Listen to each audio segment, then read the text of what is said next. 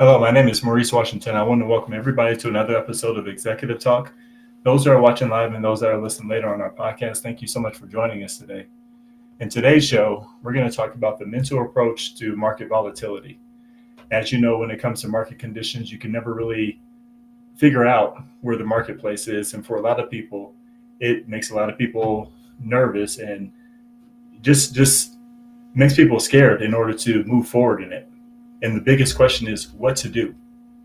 With me today, I have Kerri Farren with Summit Global Private Wealth with me to talk to us a little bit further about what decisions that we can make to make it easier for us to get into the marketplace and feel more comfortable about executing and seeing how things change. So without further ado, let me go ahead and bring Kerri to the stage. How you doing today, Kerri? I'm doing really well because it's not 20 degrees outside anymore like it was last You week. didn't like the cold weather? No, I didn't. This is better, 60 degrees. So how about yourself? No, I can understand. I'm definitely spoiled too. This weather has been fantastic now, uh, but I'm glad it's passed. So the year so far, I want to ask you that because I know that's uh, bigger on the agenda. We've seen last year, we've gone through a lot of changes. This year, we're coming into a lot of new changes. And so, I mean, ultimately, as the years go on, more volatility is, I don't know, presented to us, as people.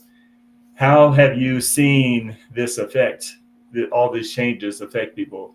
Has this been affecting people in more of a positive way, or you seen it as more of a negative? I see it 50-50. It's a good question, good way to look at this because some people, again, I don't want to get into politics and everything, but some people are really happy with what's been going on now and some people are really scared. Sure. So, with the fluctuation in the market right now, too, all the decisions that are being made, there are people that are really on the positive side about this and doing well and looking good into the future, and then some others are scared half to death, and Right. because they don't know what's going to happen. So this year, it's only been 2 months, and this year has already been a really up and down kind of year so far with my clients and their thoughts on things. That's fair. That's fair. And that leads me into this right here, feelings and emotions, because the key to this conversation is mental approach to market volatility. And whenever you see volatility, when it's associated with money, you're going to see a lot of feelings and emotions that come with it. What type of feelings and emotions do you see consistently when it comes to people that are participating in the market, or when you're talking to a person about getting into the market? What type of feelings and emotions do they express to you? There are many different emotions depending on also where they stand with, the government, all that in the market, but also with their different ages, where they've come from, and what they're seeing in the future. And it's just some basic information on the different kind of people we'll be talking about through this are the different generations of our people. We have the baby boomers, which were out of the house really early at 18, sometimes even earlier, working really hard, looking into the future. They had things like pensions, good 401ks, things like that to grow with. So their look in the future is a lot different than what each one went down. Gen X looks at it different. We have less retirement plans. A lot of us don't have the pensions or that anymore. So we're looking at, okay, we're a little bit of more fear because we have to do our own savings, and how are we going to do it? I don't understand it. I'm afraid to get in the market. This kind of stuff is kind of scaring me, but I'm seeing that we're still young enough to look into the future and say, hey, let's learn more about it and do if we can do something better with it. But then you get into the other ones, millennials and Z, they are looking at saving money totally different than we ever did. A lot of Sure. them don't really think the future. They're not looking ahead enough into the future to see what they need. A lot of people are living still at home until they're about 27 now. So the big changes in the way they think about the future is a lot different also than each generation. Let me ask you this, Kerri, because you're really setting the stage up for for my next question. I love that. Would you say that no matter what generation comes your way, worry and fear when it comes to money is the top priority when it comes to people. Hmm. Yeah, during the shortest term that are out there, when they're looking at just the next year or two, they watch the market and they're seeing these downs and ups. They love it when it goes up. They're like, okay, my future is going to be great. I could do this. It looks wonderful. But then when they say, like the graph that you had showed before, the market goes down, they're like, crap, what's going Yeah, on? What do I do? I get a lot of calls and they're like, how long is this going to go? Should I take my money in? Should I take it out? And they start getting a little bit of fear about the future. And that's with like any of those generations that I talked about now, that they are scared for the future, especially some of them that haven't even left their house yet. that's And right. they're wondering, and that generation could live, they could live to 100. So, it gets a little scary once they see that. That makes a lot of sense. Now, let me ask you this question because you're talking about generations and ages, age ranges. If we have worry, if we have fear that has transcended itself throughout any generation, no matter what age group, because primarily people are worried about their security. People are worried about tomorrow. People are worried and fearful about making sure that they have some kind of grounded, future through their wealth and what they have. And I think what comes to me here, Kerri, and you can expand on this a little bit more because I remember our last conversation. Depending on where you are financially and whatever age group that you're in, it gives that person a signal as to what they can and can't do. And it also gives a person a signal as to what they need more of based on how they feel, right? So if we're talking about feelings and emotions, we're talking about their current level of what they consider security. To me, it creates more fear. It creates more worry based on where they are. So if I'm jumping into the marketplace and I see this market volatility, I'm going I'm probably going nuts in a lot of ways, but I want you to break down some of these generations into what you've seen because let's talk about a generation from 18 to 25 back in the day. How did they operate? How did you see it? Back in the day of a long time ago. A long time ago, bro. Come on, take us through I'm thinking, the. And I, the truth I, is, those that were 18 are now 60, right? They're in their 60s, so they've seen a lot of changes. So a lot of people can associate with what you're talking about. yeah, they really can. I think a lot of them back then, the family, for one thing, the families really worked a lot together, Yeah, and tried to understand the future on that. And the education really wasn't there for the younger ones. However, because of the way things ran back there, people were out already, going to college the best they could, getting jobs right away, and really focusing on the future. I've heard a lot of adults that were living very small paycheck by paycheck and having to ask their parents to kind of get through. And that's one of my stories. My parents told me that they were out of the house early, went to college, but it was very, very tight back then. sure. Yeah. And I think today, the children they're not really realizing that because they're in their homes longer Yes, and they're not out there really having to be married, have a house, have all this stuff, and all of a sudden you're struggling really hard. So there's just a different view from, you know, a long time ago to now. yeah. It's interesting because when we talk about generations, that generation that was simpler times because, and I say that only because each generation knew what to do. You went to school, you graduated, you either went to college, you got a job, you worked there for X amount of years, you get your pension, whatever the case may be, and you're out of there, right? So now this generation is going against the status quo and saying, no, I can be more creative, I can try more things. But it's also a whole different time. So we're seeing a different response to how, because I think this generation, everybody can argue with me or not, is that they're going against what parents are telling them as to how to do things. But that still leaves a huge wealth gap as far as how to get, so since you're using creativity, Now your parents actually can't tell you how to do that because maybe they didn't do it that way. Yeah. So maybe it's even a little bit more challenging for this generation to move forward. Yeah, I believe it really is because they're totally different, and I think it's getting to the time where the parents are becoming more like them in a way, Oh so that yeah, they're kind of in a way, as it's going down, because they're understanding that's going down, they're understanding that it is different, and they're wanting to start all these new things, doing something different, and a lot of them are looking to the future. They want their own business. They want to have that's right. more. They spend a lot of money and time on self-improvement, Yeah, those kind of things, because they feel that that's the future and that will bring the money, which was much different than before. that's right.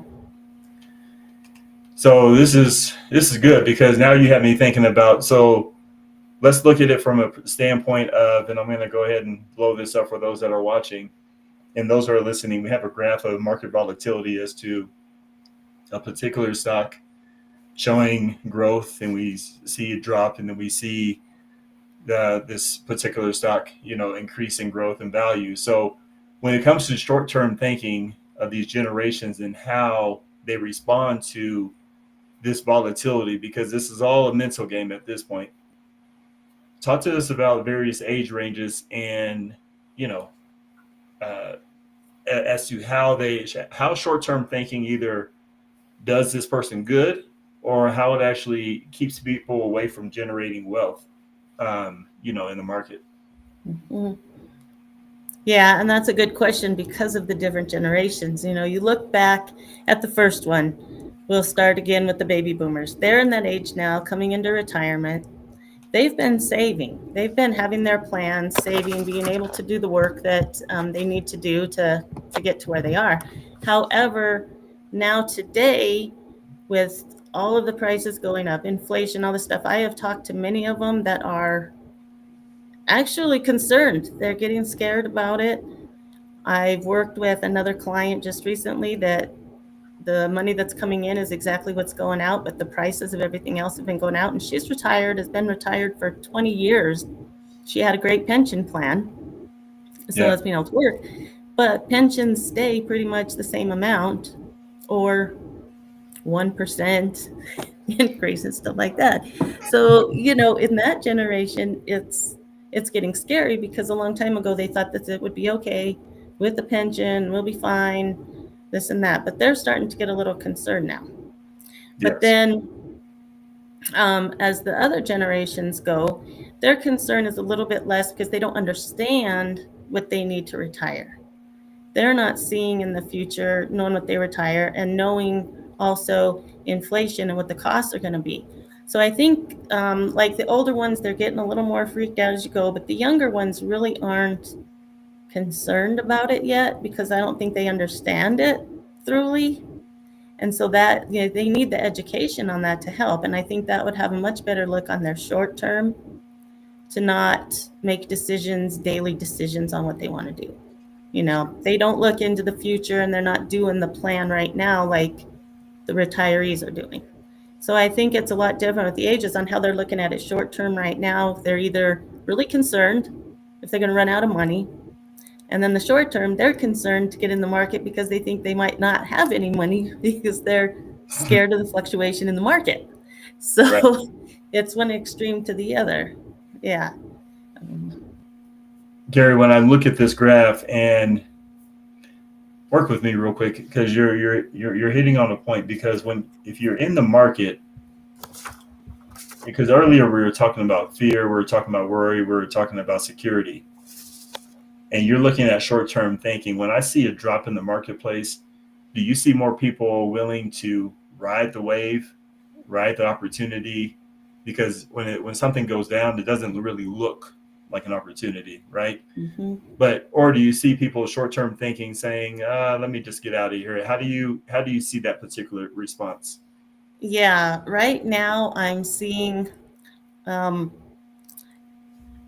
I'm going to talk just because I'm a Gen X and we know what we're doing, right? Whatever. But we're we're kind of in the middle, and what we're seeing, yeah, Yeah. is we're both good and bad about this. One, because we have a long term, So, longer term than we have than the ones before. So we're able to look at it. We get a little freaked out when the market goes down because they're still looking at their future and wondering what's going to happen. So more in the 50, 55, that way it's a little, the short term gets a little crazy. And when they see the downturn, I have had calls, they see the downturn, they're like, okay, what's going on? Are we hitting another bear market? Am I going to lose money? Should I take money out? And people do get a little, scared at that time. The younger ones, they see it short term. They don't understand what the market's doing when it goes down or what it's doing when it's going up. So they're really confused and they're like, okay, maybe I shouldn't have money in there at all. I don't know what's going on. The market's been going down. I'm seeing negative. What's my use of putting my money in there if I'm just going to lose it?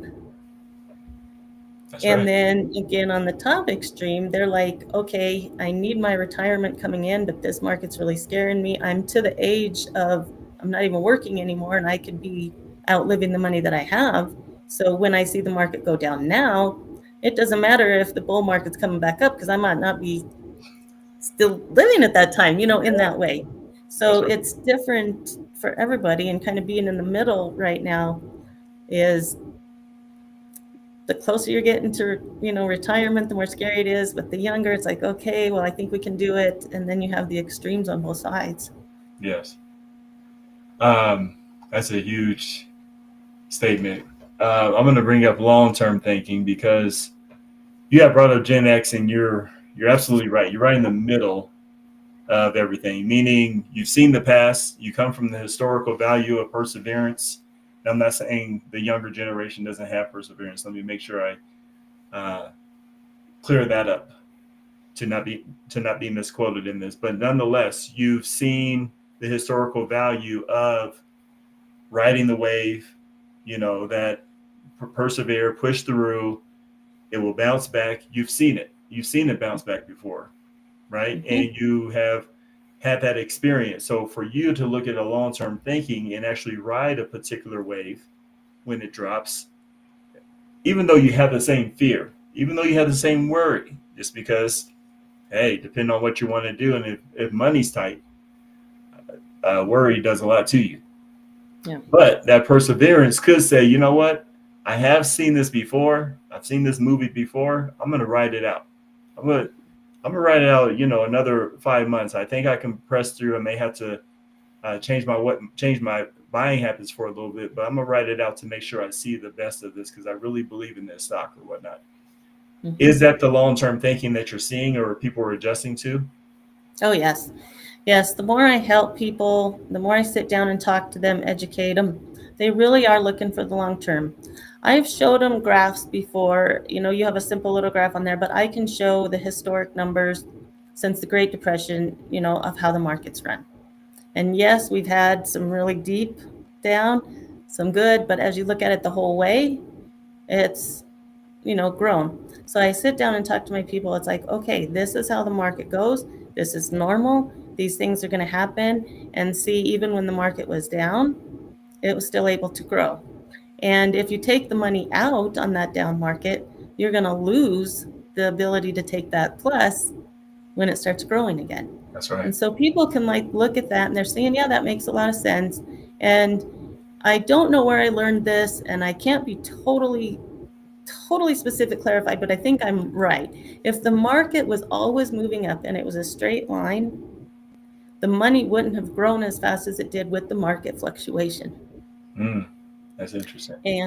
And when I looked at that, I was like, yeah, well, that makes actually a lot of sense, because if it was just a gradual incline all the time at 10%, we would have missed out on some of those 20% years, even though we had the drop and things like this. So we need the fluctuation. Yeah. And that's what people need to understand. Sure. All right. And you're talking about need to understand, and it brings up this question for those because when you say you need to understand, that takes a lot. And here's why I'm saying that you're absolutely correct. And this brings up the how to invest into the marketplace, because it's not that people don't want to. I feel it's the amount of worry, because I tell you what, now affects the future. You can have a great vision, but if you can't see, if something happens now, today, you know how many people have derailed their life based off of now, Mhm. right? They have changed their whole future. Like, no, I'm not going to even touch that, and then regretted it later. Mhm. So when it comes to investing in the marketplace, what is the mental place that you need to be in to actually jump into it to say, you know what, I'm going to I'm going to see this vision through. What is it? What do you feel like is the strength that you need to come into this marketplace? I believe the first thing people really need to do is sit down and really look at what their future wants to be like. And then let's look at where we are today, what your short-term thinking is, and how we can work with that. Because of course we want short-term because of things that are going on. People change, get married, you want to buy a house, buy a car, whatever. So the short-term, you need to look at it, but more in a positive way, while also looking at the long-term and explaining and understanding what's going on. If you get them more relaxed, understand it, know that we're here for you and for any questions that they may have. We just want to look and explain that let's look at your goals, your long-term goals that you have in the future, and how we can get to those. Now, if something happens and the money, you pull the money out, there goes one of the investments that we planned on to grow, to keep for the long term and be able to use at retirement. But instead, you freak out, pull the money out, stick it under your bed or whatever that line is, and hope that you don't lose any money. But then you look at too, inflation, you just lost money. So when people freak out and they keep the cash that they have now, 10 years from now, they're not going to be able to buy the same thing, even though they have the cash. So you have to be able to understand that with the inflation, all the other things that affect the market, to just sit down, understand it, and hold on to it. Because, I mean, you want to have that growth. And I'm just trying to think over and over, you want to have that growth, and people are just afraid. I worked with a client just the other day. He put the money in there. He let it sit there for a week, freaked out, and took it out. And I told him, okay, just keep the cash at your house, because if you're afraid to lose money, then, just leave it at your house, but worry about the rest of your money and your bills and everything in the future. But yeah, they freak out. But you just got to sit there and educate them, look at the long term, let them understand that if they still want to meet the goals that they are, I'll work with them. People will work with them, make sure we're on the right plan, ready to go. And it calms them down. It makes them feel more comfortable that there's somebody there that cares about them, is helping them watch it, and helping them understand it. Oh, I like what you're saying. As you're talking, here's something that comes to my has been brought to my attention when you because earlier you were talking about generations. One thing about the previous generation, Gen X and Gen Z or Gen Y, baby boomers, whatnot, you think about the older generation, let's just put it in that category. They're used to working with somebody, they're used to service.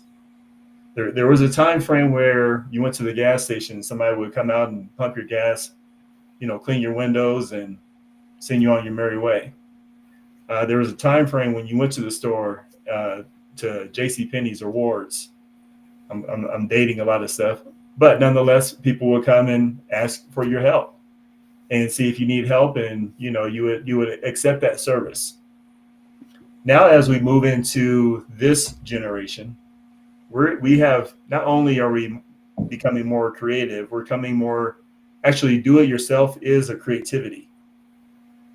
So as you're working with people who are prone and want to just do it themselves and has lost trust in service, how do you teach people to get into investment and work with somebody like yourself to tap into your wisdom about the industry to make it through? Well, for one thing, you have to be around these people that actually want to listen to you. And I know that sounds bad, and I'm trying to put it Yeah, in a smooth way, but a lot of them don't want to listen to your opinions or suggestions because they really believe they can do it on their own. right. Um, and that and that's not good. That hurts. It leaves them in a position that they don't know really what they're going to do or look into their future. So it's scary. But then I have also talked to some other younger ones in their 20, 21. They've already looked into it. They've sat down with somebody because they saw their long-term future. Some of them have already bought a house. Some of them have their own business, and they're only in the low 20s. And so it's very difficult to really understand how you can communicate with each, because some of them just aren't going to listen to you no matter what you say, because they just won't. But then you have the other ones that want to succeed, and they will listen to people and get the help. They'll go out and learn on their own if they need to, but if they have any questions. So it just makes a difference of how you're thinking in your head, of how you want to interact with people and listen to other people's suggestions. And back in the early generations, people actually looked into getting help and understanding it. And that's also how you can look at it. It's a little bit off the question, but that's also how you look at it, are the very low percentage of people with a lot of money are really the ones that have sat down and wanted to help. That's right. The ones on the bottom with the lower amount, they don't understand it. They don't want to understand it, and they think they can handle it themselves. And you can see that in the amount of money they have saved and the amount they don't. So working with the younger people, I mean, you can't talk them into it. It's just these ones you can't. If they say no, they say no. So, I want to spend more time with those that really want to learn and get their own business going at a young age, if that's what they want. Yeah, I like that. I think last but not least, when it comes to investing and portfolio building, this also caters towards the mental approach to volatility, meaning, to me, and you can tell me if I'm completely off, but if you learn a lot about yourself when it comes to participating in the market. You get to actually introduce yourself into some of your fears. And it's one of those things that when you see something drop, you also get to see what you're missing. And so portfolio building, to me, widens the opportunity for you to constantly seek growth somewhere. That's my limited knowledge as to how I would look at portfolio building, but how do you want us to look at it? Well, for one thing, to start with, diversity. We need to have different areas to invest in, and what you want to invest in, because of the long term, short term, anything in between, that you want to have the different options for. So when I work with people, we want to look at, again, it comes with their age, of what kind of things they should have in there. And again, this is something I talk to each client individually to really fit their need. But in general, we want to have something that fits their risk level at the time. But to have everything in one thing, it can be a real big problem, because we also want to look at taxes. And again, taxes, I don't do it. I just know we want to look at the least amount possible to pay them. And that's, I know everybody agrees with that. So, we want to have them in those kind of sections too, so that they can see the future, see what the numbers are, and feel comfortable with that, knowing when they start younger that they have that diversification in their investments and what they feel. And one of them, I don't do real estate, sell real estate or anything like that. So this is just my opinion on this. I do believe that real estate can also be another option if the people have the ability to do that, because that gives, a whole different diversity of what you have. And it's just what their best situation is, like when it comes to the taxes, when it comes to the risk level, when it comes to the long term, their risk, whatever it comes to, there needs to be a diversity in all those investments, so that you have the ability to use any of it anytime, but still have that wonderful goal that you have to retire and have that amount of money when you need it. And that just is the other thing that I found out today, that if you're looking to retire at 2050, not counting Social Security, you have to have about $4 million in your investments to be able to actually retire and do the traveling and everything you want to do that most retirees do. So that's just a little point there to help know that the younger you start, the better it will be in the long run. That's right. Wow, that's deep. But it all makes sense, and I want to give you the opportunity to to give us your final thoughts on how to bring this home. Meaning, we talked about different generations. We talked about feelings. We talked about emotions. Obviously, we talked about the mental. We talked about portfolio building. We talked about how to invest. What is the next step for somebody at this state? To bring it all down together, I really believe that people need to sit down for a little while, think about what they want in their life, and look at the long term on this. I know that they sit down and they want this, this, this, this, this. I do it. I want so much stuff. But what I really want people to understand is that they're able to get to the goals they're going after. They're able to do things that they want in the future as long as they have their mindset on what they want, how to get there, and continue in the long run to stay with it. Let's look at the fear a little bit different. There are positive ways to look at the fear and not the negative, but just to keep that in mind about how you want to grow your life, what you want out of your life, what you want your future to look like, and let's stick to it. Work together, help each other, and kind of just be excited for stuff, that the market's not going to totally crash and everybody's going to lose all their money. So that's my last little section of that.